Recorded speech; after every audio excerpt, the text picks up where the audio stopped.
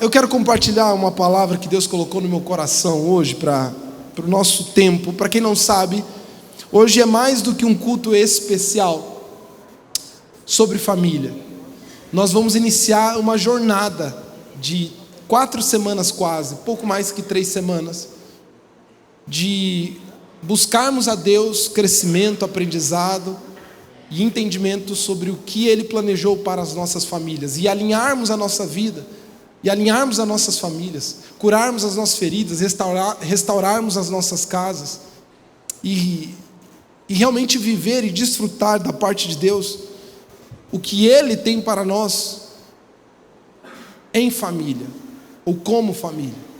E será uma jornada de praticamente 20 dias, que começa hoje dando um start, e amanhã oficialmente esse desafio. Mas eu vou explicar melhor ao fim deste culto. Ao final de tudo eu vou te explicar como será essa jornada e como você pode fazer parte disso se você desejar. Mas eu senti no meu coração de iniciar esse mês com uma mensagem que tem ardido no meu coração diante do que eu tenho visto, vivido e acompanhado com as famílias. Uma frase tem saltado e uma frase tem ecoado no meu coração quando eu me assento diariamente diante de pessoas que estão com dilemas sérios familiares. E algo ecoa no meu coração e eu senti de bradar juntamente com vocês através dessa mensagem. E essa frase é: ainda não é o fim da história. Ainda não é o fim da história. E eu não sei exatamente de que maneira você chegou aqui hoje, mas eu creio que Deus quer falar com você, especialmente com esta temática. Eu não sei de que maneira você chegou, eu não sei qual é a tua situação familiar particular, eu não sei como é hoje a tua realidade afetiva, relacional, mas Deus me impele para te dizer: ainda não é o fim da história. Quantos creem nisso? Quantos creem nisso? Amém? Família todos temos, todo mundo tem família. Se existe algo em comum que todos nós temos, é que nós somos filhos. Você é filho. Pai, pastor, eu não conheci meus pais. Pastor, eu não sei quem é minha família. Eu sou um órfão. Você pode não ter vivido com a sua família ou ter tido a sua família, mas você provém de uma família.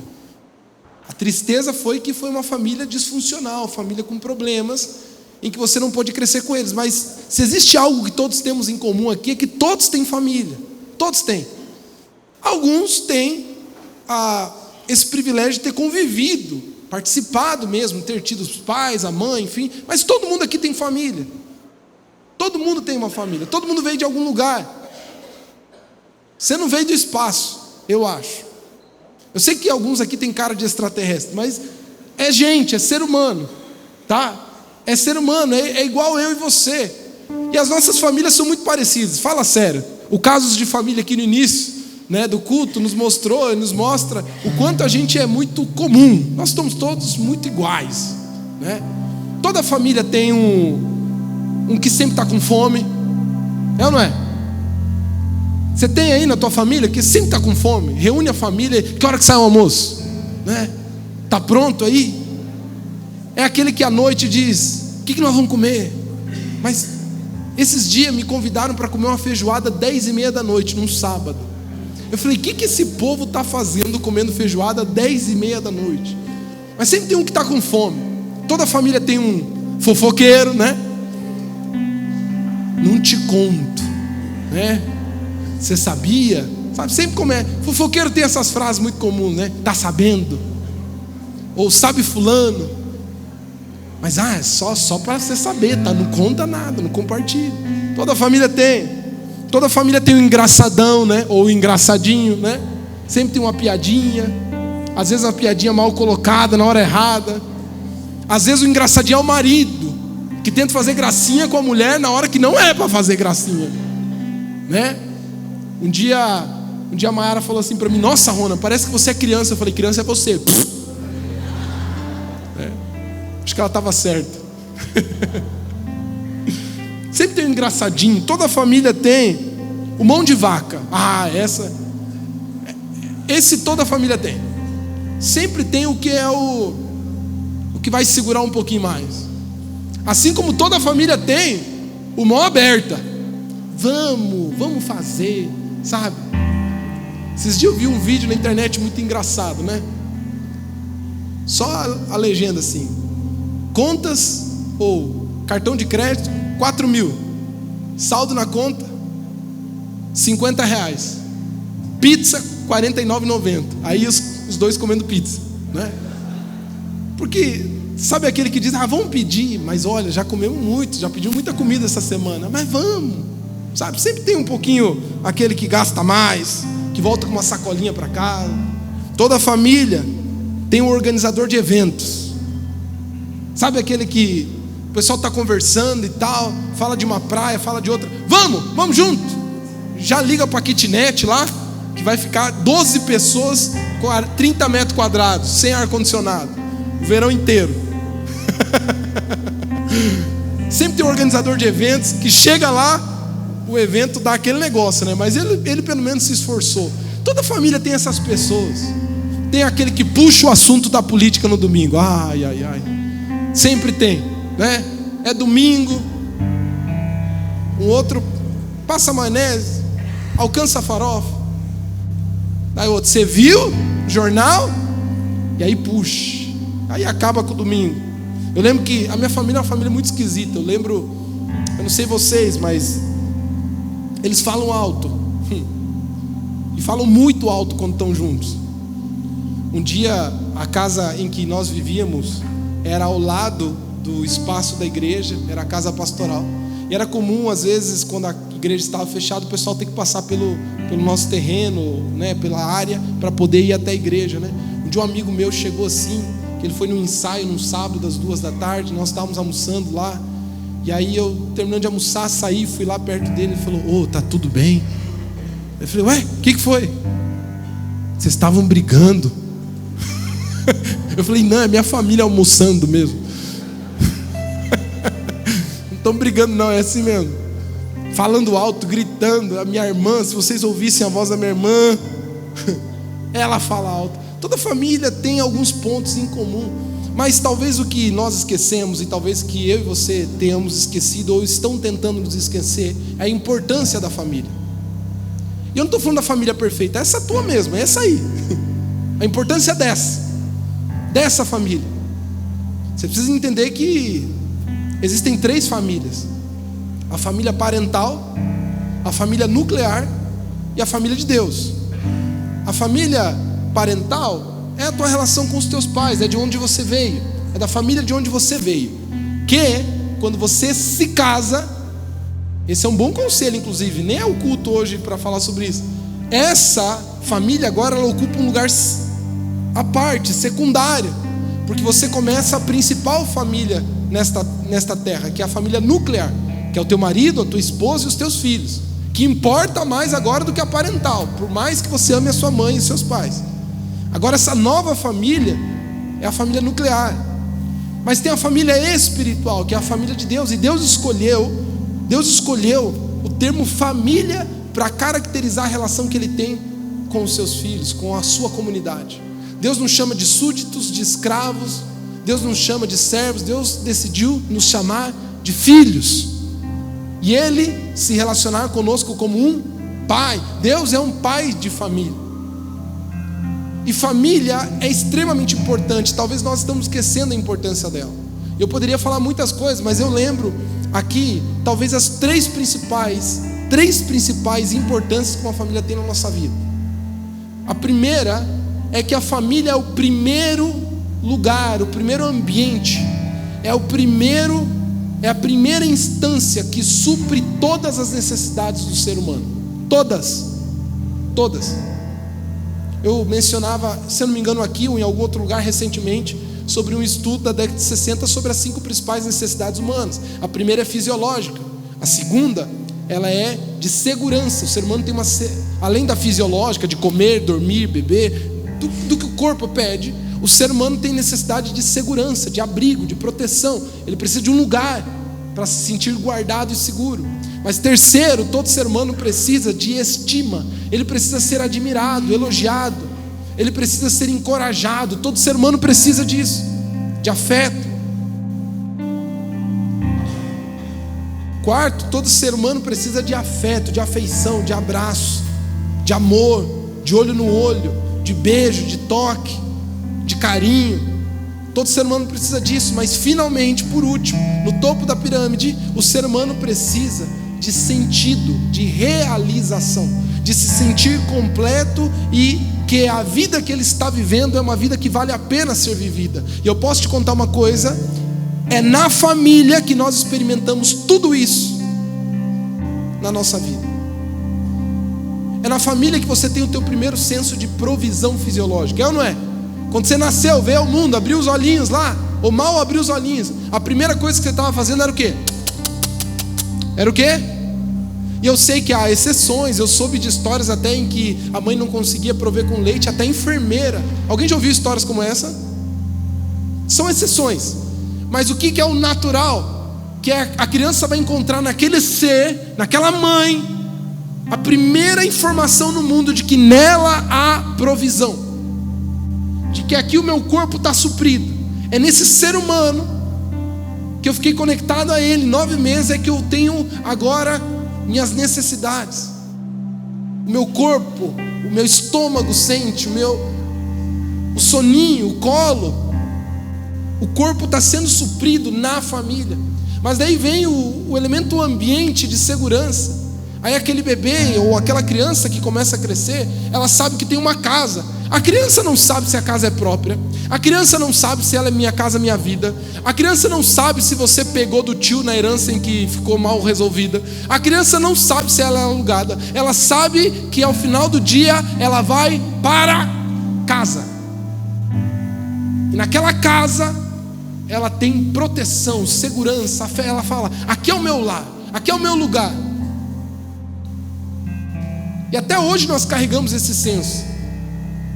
Um dia tive o privilégio de estar em Gramado. Estava eu e a Maiara. Que hotel maravilhoso, tudo branquinho, meio rústico assim, tinha uma lareira, um negócio assim. Eu falei: meu Deus, eu não quero sair daqui nunca mais. Que lugar maravilhoso, meu Deus. Até o 4º dia a gente olhou um para o outro assim, saudade de casa, né? A gente tem isso, o ser humano tem isso. Existe algo naquilo que a gente chama de lar que nos dá saudade. O ser humano encontra o primeiro afeto nos pais, na mãe, nos irmãos, os primeiros abraços, o primeiro elogio, o primeiro beijo. E aí vem a primeira experiência de estima. Esses dias abri meu celular e veio lembrança. Os primeiros passos da Cel, gravado no meu celular. Ela tinha dado uns passinhos com a Maiara. Eu cheguei em casa e ela tinha dito: Cel, acho que tá para andar. Eu sentei no sofá, peguei meu celular e naquele momento a Cel deu os primeiros passos. E o que nós fizemos? E ela percebeu o quê? O que nós fizemos? Celebramos. Meu Deus, filha, é isso aí, vem aqui. E é na família que a gente experimenta esse primeiro senso de vitória, de que eu sou capaz. E aí eu sou encorajado, eu sou celebrado. Sério, vocês gostaram que eu fiz, que eu andei? A criança fica pensando, né? É legal isso?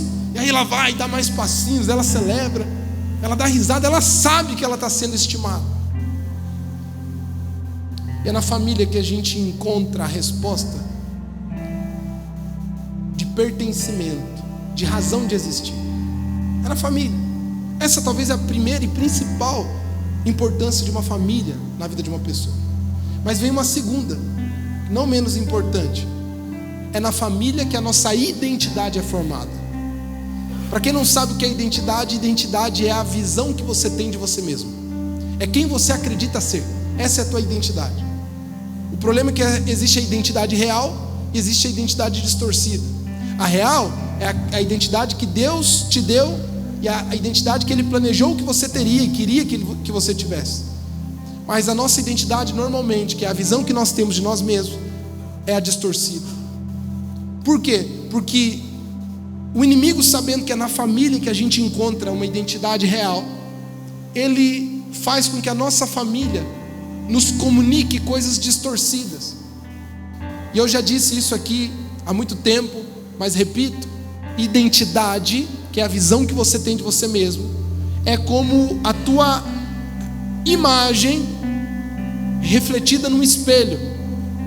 A visão que você tem de você refletida no espelho não é o que os teus olhos estão vendo. Inclusive, posso te contar uma coisa curiosa, não vai mudar nada na sua vida, mas você nunca viu você mesmo. Os teus olhos nunca viram o teu rosto. Você sabia disso?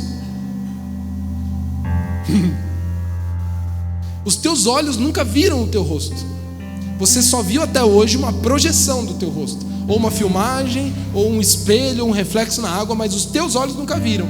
Então, a informação que você tem sobre quem você é ou como você é no teu rosto, ela é fruto do que algo te mostrou, ou um espelho, ou uma filmagem, ou uma foto, uma câmera, mas nunca os teus próprios olhos. Assim é a família a respeito da identidade interna. Nós não sabemos quem nós somos até que alguém nos conte. Por isso que o inimigo fez questão de destruir as nossas casas, porque quando eu não me sinto amparado pela minha família, eu cresço com uma identidade de desamparo, de que ninguém é por mim. Quando eu sou abusado e traumatizado dentro da minha própria família, eu cresço com uma identidade de que eu não tenho valor, e de que eu não importo. Quando eu passo por feridas, e seja elas as quais elas forem, todas essas disfunções comunicam uma identidade distorcida sobre mim mesmo, e eu passo a acreditar nessa verdade, e assim eu vivo. Eu vivo com a convicção que recebi da vida, e a família é o principal responsável para formar essa identidade. Inclusive, quem tem filhos aqui, levante a mão. O que é que você está dizendo para eles? Não só com palavras. O que é que você está comunicando para os teus filhos? Eu tenho visto uma geração de mães, de meninos, que estão destruindo a identidade masculina do seu menino, por exemplo. Porque o menino quer subir na escada no parquinho. Eu fui com a Maiara no parquinho. Com a Maiara não, fui com a Saia e com a Luna no parquinho sábado. E eu estava lá e havia uma mãe com 3 meninos. Eu falei, coitada dela, né? E eu fiquei observando. Aí eu pensei, coitado dos meninos, depois de 15 minutos de observação. Não sobe, vai cair. Aí machuca, para. E o piá querendo viver. Só que ela está criando uma identidade frágil já desde o início, dizendo que você não é capaz, você não consegue, você vai cair, você vai tropeçar. E coisas simples como essa vão formando a convicção que a gente tem de nós mesmos. Eu dei um exemplo aqui, sutil, quase que banal, mesmo que seja importante, mas imagina com as coisas mais importantes e mais graves da vida, o quanto na ignorância muitas vezes nossos pais falharam em formar nossa identidade. E esta mensagem não é para você atribuir culpa a eles, é para você entender que talvez a tua realidade hoje está um pouco distorcida, e isso tem afetado não somente a tua vida, agora a família que você tem formado e os filhos que você está gerando. O inimigo sabe aonde destruir uma família. Mas a terceira, talvez, e não menos importante, importância da família, é que a família é o principal instrumento de Deus para a manifestação do seu plano eterno. É através da família. Posso te contar uma coisa? Toda vez na Bíblia, no registro bíblico, que Deus quis fazer algo na humanidade, adivinha o que Ele fez? Ele começou em uma família. Posso contar outra coisa? Quando Deus decidiu redimir toda a humanidade, não só a presente, mas a futura, em todas as eras, e salvar o ser humano do seu pecado eterno, Ele decidiu ir Ele mesmo, enviando o seu próprio Filho a este mundo. Mas o Deus Todo-Poderoso, grandioso, para redimir toda a humanidade, decidiu participar de uma quê? Família. E eu não sei se você já parou para pensar que um dia Jesus, o que a Bíblia diz que Ele é o Verbo, no princípio Ele era o Verbo, e o Verbo era Deus, o Verbo estava com Deus, João capítulo 1, verso 1 em diante. Esse Deus Todo-Poderoso, o Cristo, um dia foi um bebê que fazia cocô, e uma mãe cuidava. Um dia Jesus deu martelada no dedo, talvez, pegando os apetrechos do seu pai José, e José teve que falar: Jesus, não mexe nisso, isso machuca. O Deus Todo-Poderoso se fez homem e habitou e foi formado em uma família. E o homem que precisou pregar o evangelho aos 30 anos de idade dependeu do Espírito Santo, mas também do caráter formado por José e por Maria. Quantos estão ouvindo o que eu estou dizendo aqui? Deus leva muito a sério família, inclusive a tua. E é por isso que o inimigo está fazendo de tudo para destruir ela. É por isso que o inimigo faz de tudo para que vocês rompam as suas alianças, firam os seus filhos, transmitam para eles todo tipo de dor que vocês carregaram. Mas algo me chama a atenção na Bíblia. Quando você começa a ler Gênesis, do capítulo 12 ao 50, tem a história de 4 famílias, mas na verdade é a história de uma família, a família de Abraão. Alguém já deve ter ouvido, por exemplo, a expressão Deus de Abraão, Isaac e Jacó. Quem já ouviu? Né? Talvez alguns aqui até oram assim: ó Deus de Abraão, Isaac e Jacó. Que bonito, eu queria saber orar desse jeito, mas eu não é muito a minha. E por que isso? Algo muito interessante na palavra de Deus. De Gênesis 12 a 50, ele conta a história de uma família. Parece que é de 4, mas é de uma. E a história dessa família é a ilustração que Deus usa para contar a história das nossas famílias, da tua família e da minha. Eu preciso de 4 jovens que tem um cara de Abraão, Isaac e Jacó aqui. Vocês estão com cara, viu? Vocês estão com cara. Quem me ajuda? 4 jovens aqui, bem. Vai lá, vem Pedro. Vem Neto, você está com uma cara de Jacó. Vem aqui, vem Pedro. Vem aqui, vem. Ah, Vicente, vai fugir, cara. Só você não, vem. Vocês estão com cara, eles têm cara. Vem aqui à frente, por gentileza. Vem aqui, vem aqui. Fique aqui nessa linha. Como é seu nome? Romeu. Como é seu nome? Pedro. Como é seu nome? Ronaldo. Como é seu nome? Vicente. Abraão. Tá com cara de Abraão? A carinha de Abraão, né? A cara de Abraão, né? Você tá com a cara de malandro, rapaz. Vem pra cá, Jacó. Você vai ser. Esse aqui é o Isaac. Isaac. Esse é o Jacó. E esse é o José. Ah, Josézinho. Zé, é o Zé. Esse aqui é o Zé. Gênesis do 12 ao 50 conta a história de uma família. A de Abraão, a de Isaac e de Jacó. E eu sei que quando você pensa nesses nomes, você pensa em grandes heróis bíblicos. Você pensa: uau, esses caras foram incríveis. Inclusive há um título para Abraão: o pai da fé. É ou não é? O pai da fé. É incrível. Isso é incrível, cara. Isaac, meu Deus. Toda vez que querem ilustrar uma cena romântica ou ensinar sobre o romantismo, contam a história de Isaac e de Rebeca. É ou não é? O servo de Abraão foi lá buscar Rebeca para Isaac, a simbologia disso, do Espírito Santo sendo enviado. E aí, normalmente, quando pastores querem ensinar jovens como cortejar, como namorar, como ir ao casamento, usam a história de Isaac. Isaac, um menino lindo, né? Isaac. Jacó. Você conhece mais a parte boa dele, chamada Israel. Jacó é meio tranqueira. Mas depois que virou Israel, você conhece melhor. Pai das 12 tribos. As 12 tribos de Israel. Por causa dele, os seus 12 filhos formaram a nação que redimiria a humanidade. Isso aqui. José. Você conhece José, né? José é incrível. Aquele menino que foi injustiçado, foi para o Egito, virou governador, salvou o mundo da sua época de fome por causa da sabedoria do Espírito que habitava nele. Vocês são incríveis, né? Pois é, nem tudo são flores. Eu quero te convidar um dia, tirar um tempo, abrir a sua Bíblia de Gênesis 12 a 50 e ler as histórias dele. Abraão, pai da fé, teve medo. Abraão ouve no Gênesis 12. Deus fala com Abraão: sai da tua tenda, da casa dos seus pais, para a terra que eu te mostrarei. Abraão: sim, Senhor, Senhor. Abençoarei os que te abençoarem, amaldiçoarei os que te amaldiçoarem. Em ti serão benditas todas as famílias da terra. Sim, Senhor, Senhor. Aí ele já dá a primeira mancada. Leva o seu parente. Quem sabe o nome dele? Já começou errado. Inclusive uma dica, tá? Quando você casar, não leva parente junto, não.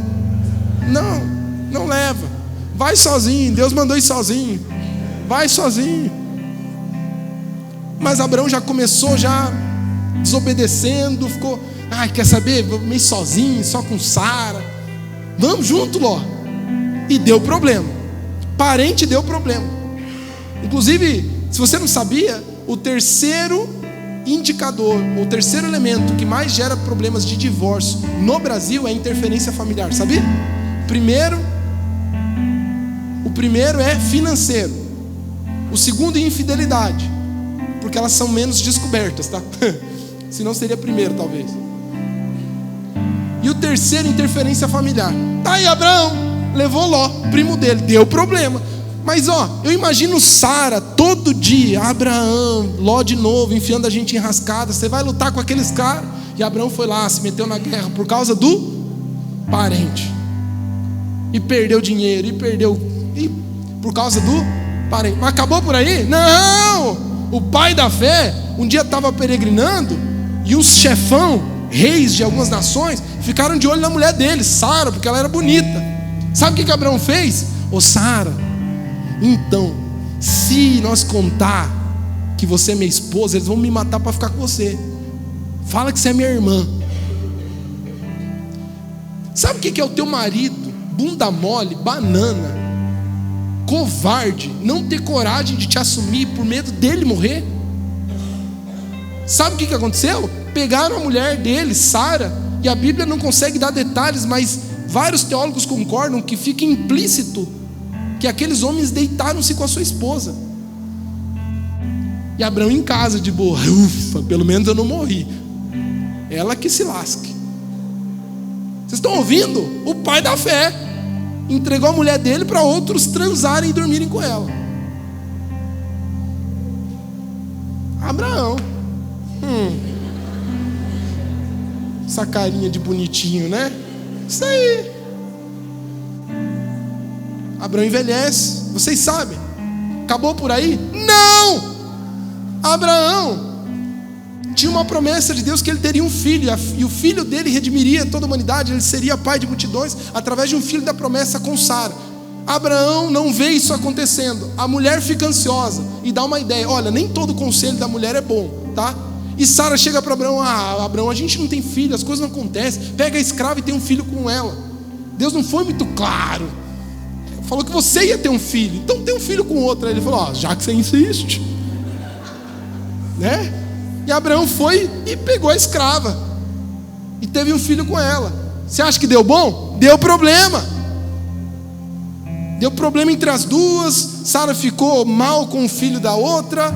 Quando Isaac finalmente nasceu, que era o filho de Sara, começaram a se tretear. Problema, casos de família, Abraão. Aí vem Isaac, o filho da mãe. Em vez de ter aprendido com o pai, faz a mesma coisa. Abimeleque se interessa e fica com o olhão em Rebeca. O que ele fez? Entregou a mulher dele pro cara e fez ela mentir que era irmã também, com medo, covarde. Isaac, omisso, negligente, preferia um filho do que outro. Isaac. Aí nós temos o filho de Isaac, neto de Abraão, Jacó. Jacó tem uma cara de Jacó, cara, não sei porquê. Na cara de Jacó. Jacó nasceu gêmeo do seu irmão Esaú, só que ele nasceu segundo, inclusive pegando no calcanhar dele. E Jacó tinha essa relação esquisita com o irmão dele. Eles eram muito diferentes, inclusive de aparência. A Bíblia diz que Esaú era peludo. Isso quer dizer que Jacó não era. Eles tinham uma aparência diferente, sabe? Esaú, caçador, parrudo, sabe? Um Tony Ramos, sabe? Quem riu denunciou a idade, né? Tem uns me olhando assim, os que nasceram depois de 2000. Quem é Tony Ramos?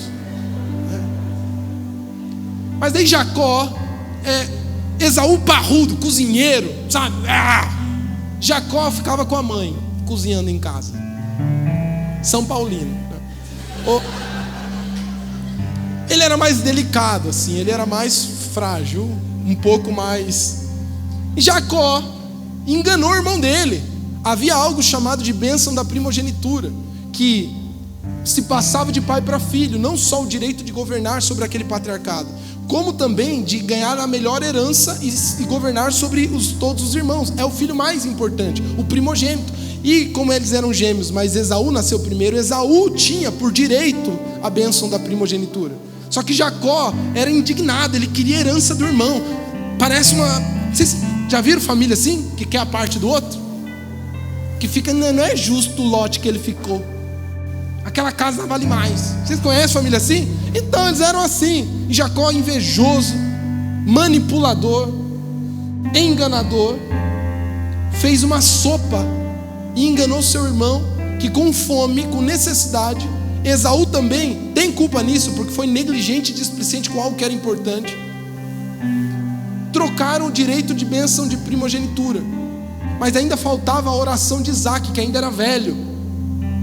E aí Jacó bolou um plano, colocou roupas de pelo para fingir que ele era Esaú, porque o pai dele ia querer tocar. Isaac estava cego pela velhice e enganou seu pai um dia à noite, pedindo para que orasse, dando a bênção. Aquilo era quase que irrevogável, era algo muito importante.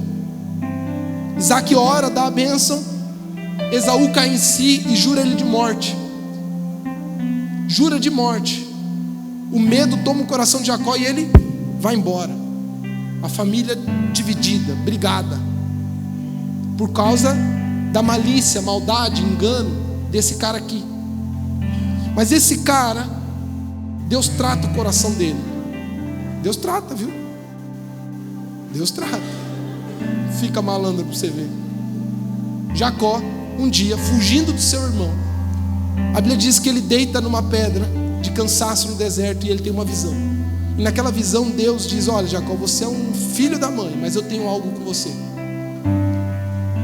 Independentemente dos seus erros, existe algo que eu quero fazer na sua vida. Alguém está começando a ouvir a Deus aqui? Independentemente dos seus tropeços, existe algo que eu quero fazer ainda através da sua vida. E ele dá uma visão. Ele sai e vai ao encontro de um parente, Labão, porque os familiares se casavam, era mais fácil casar com uma prima, enfim, manter o patriarcado, manter a linhagem familiar. E ele vai, aconselhado da sua mãe, que tinha preferência por ele. Ele vai até Labão e chega na cidade, na região deles, num poço. E ele encontra os pastores de ovelha. E está lá com os pastores de ovelha, conversando. Ele diz: olha, vocês conhecem Labão? Sim, conhecemos, é um homem aqui. Ele é meu tio. Oh, pai, bacana. É um homem muito rico aqui. Oh, inclusive, olha lá, a filha dele lá, vindo. E a Bíblia diz que Raquel está vindo apacentar suas ovelhas, seus rebanhos, dar água. E Jacó, a Bíblia diz que quando ele olha Raquel, ele se apaixona. Ele é tomado por uma paixão. A primeira vez que eu vi isso na minha vida, um homem chorando de paixão quando vê a mulher pela primeira vez. Sabe? A Bíblia diz que ele cai em lágrimas. Ah! Meu Deus, que mulher linda! Desse jeito, a primeira vez que ele viu. Não faz sentido nenhum. Apaixonou. E ele diz: mulher, não sei se você tem namorado, se não tem, não sei. Só sei de uma coisa, mulher: você vai ser minha. Ai, sai. Cadê seu pai? Vamos lá. E vai até Labão. Labão falou: opa, beleza. Ele falou: não quero saber nada, quero saber como é que eu caso com a sua filha. Não, tranquilo, só trabalhar para mim 7 anos. Ele falou: tá feito, bora. Assinou o contrato. Trabalhou 7 anos, acabou os 7 anos. Falou: vem, mulher, agora é nós. Não, pera, festa de casamento. Aí fizeram a festa de casamento. Festa de um judeu naquela época demorava em torno de 7 a 10 dias de casamento. Entendeu? E ó, vinho, né? Terminou a festa, cadê minha mulher? Aí tá vindo lá. A Bíblia diz que Raquel tinha uma irmã chamada Lia. E é interessante que a Bíblia diz que Raquel era linda e formosa. Lia tinha olhos agradáveis. Tipo, eu tinha um amigo que ele sempre tinha umas namoradas e nunca apresentava para nós. E a gente falava, ô cara, e aí, ela é bonita? Ela é bem legal. Ela... Não, mas é bonita e tal. Então, ela é gente fina, sabe? Eu imagino Lia meio, né? Não sei. Raquel Miss Gênesis, sabe? Do jeito que ela andava assim. Pombas voavam, cabelos voavam. Jacó se apaixona, fica doido por essa mulher. Trabalha 7 anos, que diz que passou como se fosse 7 dias. E eles casam e vão para a noite de núpcias. Labão, mais esperto que o esperto, ele fala, eu não posso dar minha filha mais velha em casamento sem dar mais nova. Ou, perdão, não posso dar mais nova sem a mais velha casar e ir embora. E ele coloca Lia na tenda de Jacó, engana o enganador. Acorda de manhã, ele olha para o lado, está lá Lia. E eles, meu Deus, sai brabo, vai e conversa com Labão. Ele falou, rapaz, você chegou aqui ontem, você acha o quê? Mas eu quero Raquel, porque eu amo ela. Trabalha mais 7 anos para mim. Tá bom, trabalhou 14. E esse processo transforma de alguma forma o coração de Jacó. Inclusive, preciso te dizer uma coisa. Para algumas coisas da sua vida, do seu caráter, você não precisa de um milagre, você precisa de um processo. Para algumas coisas você precisa de 14 anos de trabalho. Não que Deus não pode fazer num dia, é que talvez você não vai estar pronto para receber. Porque se Deus faz agora, amanhã você está entrando em outra. Alguns casamentos aqui não precisam de um olhar para o outro e dizer me perdoa, precisam de um processo. Porque você pede perdão agora, amanhã você está fazendo de novo. Você precisa ser transformado. E isso às vezes vai durar 14 anos. Não literais, mas um processo. Jacó passou por um. Até que ele decide voltar para sua casa. Ele pega agora toda a sua família, toda a sua prole, tudo o que ele conquistou nesses 14 anos de trabalho, e em direção da sua casa para restaurar o relacionamento com o seu irmão, ele tem um encontro com Deus. E a Bíblia diz que ele luta com Deus, diz, eu não saio daqui enquanto eu não tiver a minha bênção. Porque Jacó sabia que por mais que ele enganou o pai dele e o irmão dele, a Deus ele não enganava. E ele não queria a bênção que ele pegou de Esaú enganando, e nem a que ele pegou de Isaac enganando, ele queria a de Deus. Inclusive, posso te dizer uma coisa? Existem alianças que elas só têm valor quando Deus está nela. E de nada vale o acordo de um homem se o acordo de Deus não está. Jacó sabia disso, ele queria o acordo de Deus na vida dele. Ele falou, Deus, eu não saio enquanto o Senhor não me abençoar. E a vida dele foi transformada. Deus fere a sua coxa como uma marca e muda o nome dele de Jacó para Israel, porque lutou com Deus. Se você não sabe, Jacó tem 12 filhos. Oh, rapaz, ele amava mesmo a mulherada, né? 12. E um desses filhos, o penúltimo mais novo, José. Que história linda. Não era linda. José teve a felicidade de ser escorraçado, traído pelos seus irmãos. Os 10 irmãos, fora Benjamim que estava em casa, os 10 irmãos bolam um plano porque ficaram com ciúme. Eu não sei se tem ciúme na tua família, eu não sei se tem inveja na tua família, aquela inveja velada, aquele filho que acha que a mãe tem um outro preferido, porque às vezes tem mesmo. Ele ganhou uma roupa do seu pai, Jacó, agora velho. Os irmãos ficam enciumados porque ele tem uns sonhos em que ele mandaria em todo mundo. Eu também ficaria meio, né? José chega assim, ô pessoal, tudo bem? Eu sonhei que eu mando em todos vocês. Tudo bem? Os irmãos ficaram irados. Ele vem e sonha de novo, e ele volta. Os irmãos vendem ele como escravo. Ele passa e ele come o pão que o diabo amassou. É vendido como escravo, se ergue e trabalha onde ele é escravo bem diligentemente. Deus o honra e coloca ele como administrador. Uma filha do inferno, filisteia, sogra, vai lá e acusa ele de assédio sexual. Ele é preso. Na prisão ele conhece 2 caras que trabalhavam para o imperador, para o faraó. Ele ajuda os caras esquecem dele e ele fica mais 2 anos na cadeia.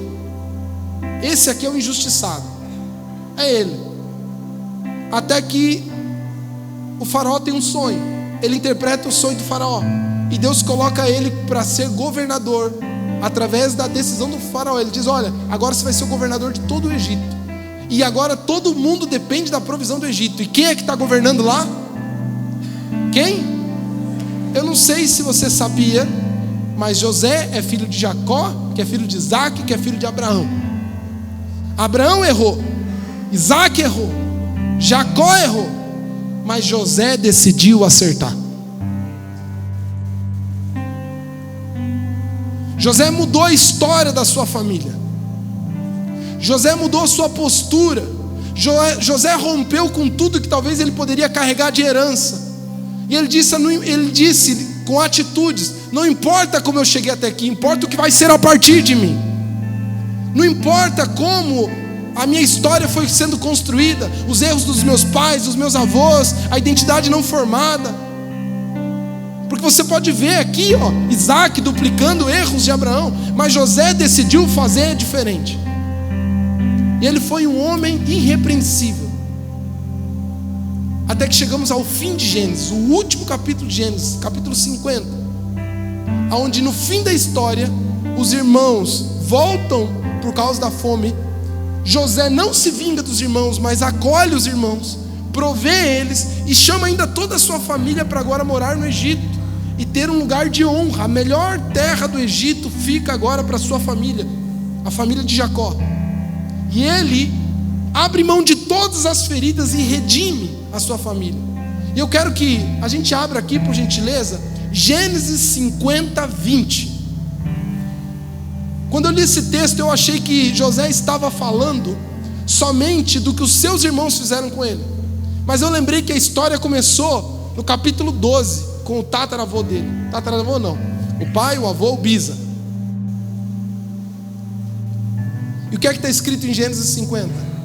Vocês planejaram o mal contra mim, mas Deus o tornou em bem. Diz assim: Deus torna o mal em bem. Deus o tornou em bem, para que hoje fosse preservada a vida de muitos.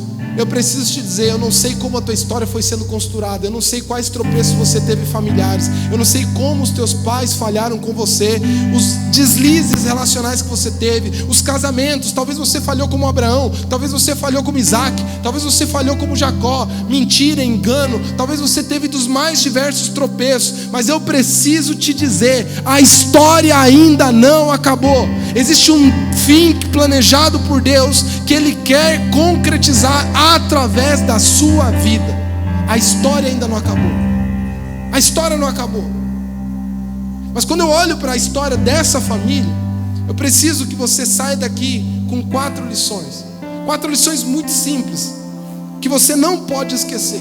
Eu quero que vocês, uma salva de palmas para esses meninos aqui. Obrigado. Pode descer. Obrigado. Primeiro, a decisão de um afeta todos. Fala comigo, a decisão de um afeta todos. Quantos de vocês aqui não têm histórias de como a família foi ferida, como a família foi machucada, porque um falhou? Aquele avô que decidiu ter outra família, que decidiu ter amante, e como aquilo machucou todo mundo. Aquela mulher que foi movida de rancor e amargura, e por causa dessa rancor e essa amargura, ela feriu todos os filhos, contaminando eles contra os seus pais. Quantos aqui não tem histórias e exemplos de que um tropeço de uma pessoa afetou muita gente, e que não é fácil depois corrigir, que não é fácil depois catar os cacos, que não é tão simples reparar? As feridas vão se desdobrando e a gente vai perdendo o controle. A gente pode ver que a decisão de um afeta a todos. Todos passaram por consequências que, inclusive, até hoje nós estamos colhendo as consequências de Abraão. Você sabia? Para quem não sabe, o principal litígio que o mundo enfrenta hoje é o litígio do Oriente Médio. Vocês sabiam? Inclusive maior do que Rússia e Ucrânia, porque ele é perpétuo. E esse litígio, vocês sabiam qual é a origem dele? Abraão, os filhos de Isaac contra os filhos de Ismael. Se Abraão não tivesse cometido esse erro, talvez não estaríamos vivendo o que o mundo já há mais de 2000 anos vive. Erros têm consequências, e o erro de um muitas vezes vai afetar todos. Até eu e você hoje temos ou sofremos de alguma forma com o erro de Abraão. Mas a segunda coisa que eu aprendo com essa história dessa família tão grande é que você pode até ser resultado do seu passado, mas você não precisa ser escravo dele. Eu sei que muito da história da sua vida formou hoje quem você é, tua personalidade, o teu caráter, os teus medos, as tuas convicções. Acredite você ou não, a forma como você lida com o dinheiro, os medos que você tem, as angústias, as coisas que você almeja, os sonhos que você tem, o tipo muitas vezes de caráter e de personalidade tem uma forte influência do que você foi carregando a vida inteira da sua família. E isso sim é relevante, mas não precisa ser determinante. Você não precisa ser escravo da tua história. Hoje Deus te chama a te dar a oportunidade. Eu posso mudar, eu posso fazer diferente. Não é porque meu pai era um safado, meu avô era um safado, que eu também tenho que ser um safado. Não é porque minha mãe nunca teve um bom casamento, minha avó nunca teve um bom casamento, que o meu também não vai ser. Eu posso mudar essa história. Eu posso mudar o curso dessa história. José decidiu mudar o curso da história. Mas a terceira coisa que eu aprendo com essa história e com essa família é que Deus está cuidando de tudo, mesmo diante dos erros dos homens. Eu vou repetir: Deus está cuidando de tudo, mesmo diante do erro dos homens. Eu sei que talvez falharam com você, eu sei que talvez você falhou no seu casamento. Talvez tenha aqui pessoas que olham para o lado e tem um cônjuge ferido, machucado, por uma história já de 10 anos, de 15 anos, de 20 anos, onde muito caco tem para catar, onde o que foi gerado, feito, é quase que irremediável. Mas eu preciso te dizer, até nisso Deus está presente. Não quer dizer que Ele causou isso, não quer dizer que Ele provocou isso, foram os nossos erros. Mas assim como eu lembro de João 9, quando há um cego e os discípulos perguntam: Senhor, ele está assim por causa do pecado dele ou dos seus pais? E Jesus diz: nem do pecado dele, nem dos seus pais, mas para que a glória de Deus se manifeste através dele. Eu creio que muitos tropeços e erros, se nós formos buscar os culpados, a gente vai achar. Se a gente for dar nome aos tropeços e erros e pecados e falhas, a gente vai achar. Mas eu preciso te dizer, Deus pode, mesmo sendo erro teu, do outro, converter essa história para a glória dele. Ele pode transformar tudo isso. Deus não está preocupado em buscar culpados, Ele está preocupado em buscar responsáveis, pessoas que querem assumir a bronca de transformar a sua realidade. Minha família está mal, meu casamento está acabando, eu tenho traumas que carrego comigo, eu não aguento mais olhar para a cara desse homem, eu também não aguento olhar mais para a cara dessa mulher, estou machucado, estou ferido, meus filhos estão sofrendo com isso, gerações posteriores sofrerão, mas eu hoje, mesmo amargo e com dores, eu quero mudar a história da minha família. Nada resiste ao poder de uma decisão, às vezes sem sentir mesmo, por decisão, você pode fazer diferente. Eu aprendo a quarta e grande lição que essa história nos dá. Só existe uma coisa no mundo que pode restaurar uma família, por pior que seja os problemas que ela carrega. Só o amor de Deus.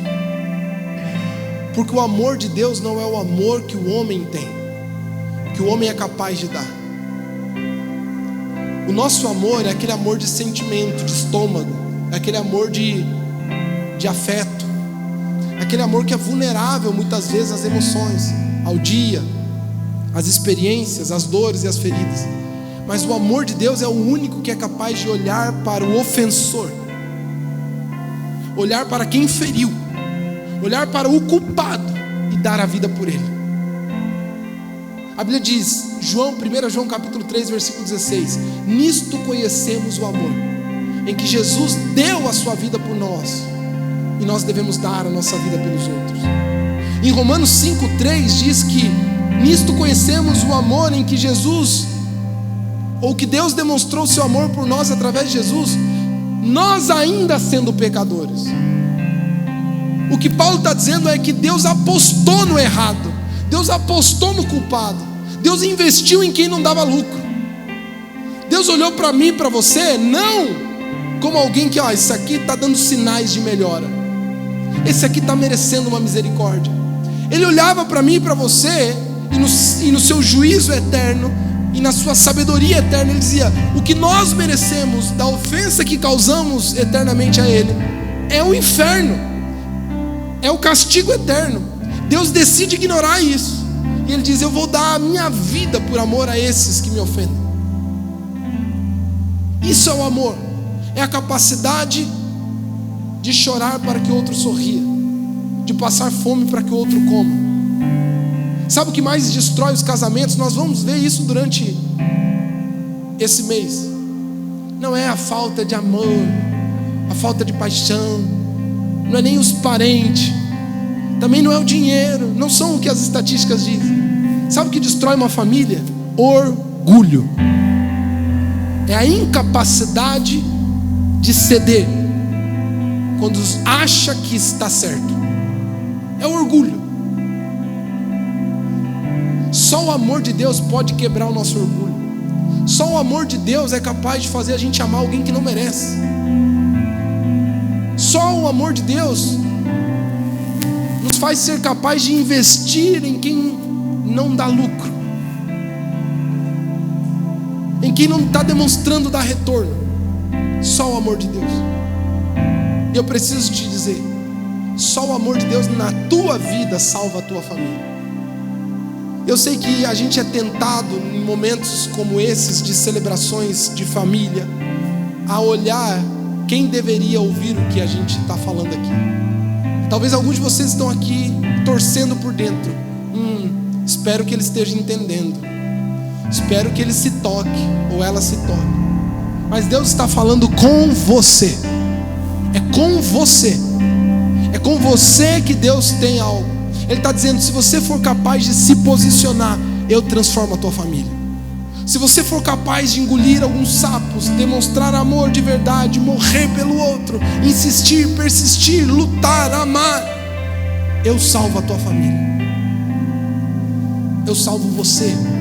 Eu salvo as gerações futuras. Você só precisa quebrar o seu orgulho.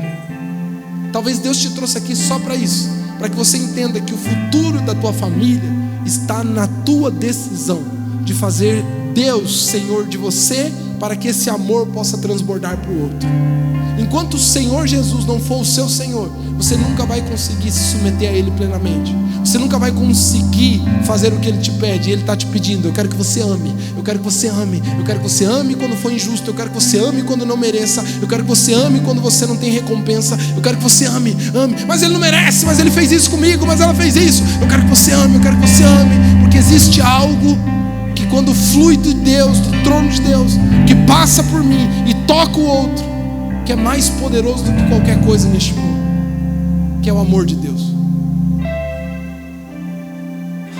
Mas enquanto você não compreender o que Deus foi capaz de fazer por você, você nunca vai compreender o que você é capaz de fazer pelo outro.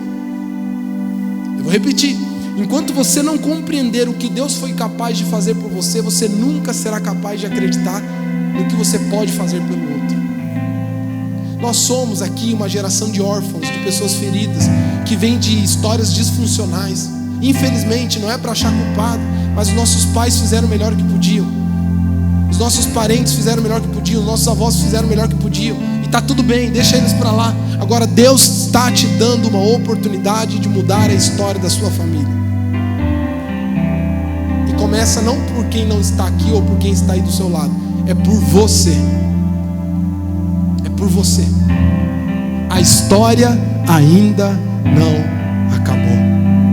Quantos podem levantar uma mão assim e repetir comigo? A história ainda não acabou. Mais uma vez, como alguém que acredita: a história ainda não acabou. Você pode aplaudir o Senhor por isso?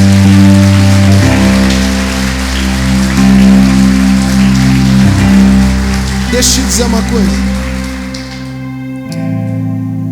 Nós teremos um desafio neste mês, mas o desafio hoje, ele é para hoje, não é para o mês, é para agora.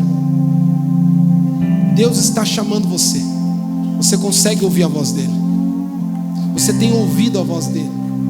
Você sabe como o orgulho tem destruído, como o orgulho tem te fechado? Deus está te chamando para ter um relacionamento pessoal com ele.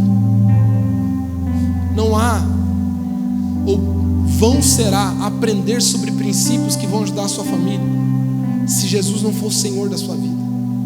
O teu coração precisa ser transformado. Isso só é possível rendendo a vida a Cristo e deixando que o Espírito Santo passe a habitar em você. E a Bíblia diz como isso acontece. A Bíblia diz que se com o coração creres e com tua boca confessares, você será salvo. E quando você faz isso, o Espírito Santo passa a habitar dentro de você. Romanos, ou 2 Coríntios capítulo 5, verso 17 diz: aquele que está em Cristo, nova criatura é. As coisas velhas já passaram, eis que tudo se fez novo.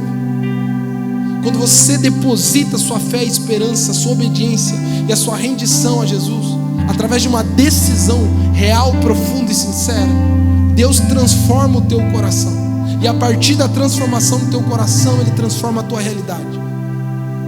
Porque o poder de Deus opera através de nós, diz Efésios. Por isso que eu preciso te dar o primeiro desafio, e ele é pessoal. Ele não é familiar, ele não tem a ver com os teus filhos, não tem a ver com o teu marido, e não é com o outro, é com você. Deus está te convidando a entregar sua vida a Ele, a dizer: Senhor, a partir de hoje, seja o meu Senhor, o meu Salvador. Eu creio que Jesus é o Filho de Deus, morreu na cruz por mim, e eu decido te seguir a partir de hoje. Eu não estou falando de uma igreja, eu não estou falando de uma religião, eu não estou falando de fazer parte desta igreja, eu estou falando de ter uma decisão real com o Criador, submetendo-se ao plano eterno dele, reconhecendo Jesus como seu filho, você como pecador, e entregando-se à sua vontade. E isso acontece aqui, mas depois no céu. Isso não é sobre uma igreja, isso não é sobre uma religião, é sobre o plano eterno de Deus com você. Deus tem um plano para a sua vida, você não é um acidente. Salmo 139 diz que antes de você vir a este mundo, Deus estava costurando, formando você. Efésios capítulo 1 vai nos dizer que desde antes da fundação do mundo, Deus tinha um propósito para mim e para você. Você não é o fruto do acaso. Eu sei que talvez alguns aqui vêm de histórias disfuncionais. Talvez você tenha um espírito de orfandade, porque talvez os teus próprios pais falaram: olha, você foi um acidente, eu não planejei você. Mas existem pais por acidente, mas não existem filhos por acidente. Talvez você não foi planejado, mas Deus te planejou. Você tem um propósito e essa história não acaba aqui. Deus quer restaurar teu casamento, a tua família, as tuas alianças, para que algo a partir de você mude nessa história. Mas começa com você, com algo que Ele tem que fazer aqui. Eu quero te convidar a curvar sua cabeça onde você está. E eu vou te conduzir em algo que a Bíblia nos mostra: a render seu coração totalmente a Cristo. Repito, não é sobre fazer parte de uma igreja ou ter uma religião, é sobre decidir algo com Cristo, com Ele, com Jesus, rendendo sua vida a Ele. Se você entende que nunca tomou essa decisão consciente antes, nunca entendendo, você entregou sua vida a Jesus para que Ele fosse o teu Senhor, mas hoje você entende e sentiu que Deus falou com você e deseja fazer isso, deseja entregar a sua vida, deseja render a sua vida a Ele, eu quero que você repita essa oração comigo após mim. Diga assim: Senhor Jesus, sei que sou pecador e não mereço, mas o Senhor deu a sua vida por mim. Eu reconheço Jesus como meu Senhor e o meu Salvador. Perdoa os meus pecados, muda minha vida, escreve meu nome no livro da vida, para que eu possa desfrutar da eternidade ao seu lado. Me dá fé, força, coragem para seguir a caminhada com Cristo. que eu serei teu servo até o fim da minha vida. Permaneça seus olhos fechados, assim como você está. A Bíblia diz que se com teu coração creres e com tua boca confessares, serás salvo. Por isso, eu preciso te levar também a uma outra frase bíblica, que Jesus disse: aqueles que me negarem diante do Pai, eu negarei diante. Aqueles que me negarem diante dos homens, eu negarei diante do Pai. Mas os que me confessarem diante dos homens, eu os confessarei diante do Pai. Há algo que nós não podemos fugir. Quando uma decisão ela é real e sincera, a gente não tem medo de reconhecer ela, de testemunhar ela. Mas não é para as pessoas somente, para Deus. Nós estamos de olhos fechados e eu queria te incentivar a demonstrar o quão sincera foi a tua oração de entrega de vida a Jesus. Você que nunca fez isso antes, tá? Mas hoje pela primeira vez está entregando sua vida a Cristo. Aí onde você está, no 3, eu quero que você levante sua mão mais alto como um sinal a Deus de que você está rendido a Ele. E eu quero que você sonde teu coração, não faça isso por impulso, faça por decisão. 1, 2, 3, levante a sua mão se você tomou decisão com Cristo pela primeira vez na sua vida. Fique com sua mão levantada. Eu quero orar por você. Pai, o Senhor conhece o coração de cada um. O Senhor conhece a história e as decisões de cada um. O Senhor conhece a família de cada um, as dores, os fracassos, as lutas. E o Senhor conhece o coração acima de tudo. Pai, transforma, faz a sua vontade em cada um aqui. É o que eu te peço, Pai, em nome de Jesus. Amém. Amém. Você pode aplaudir o Senhor. Eu queria que a banda subisse aqui.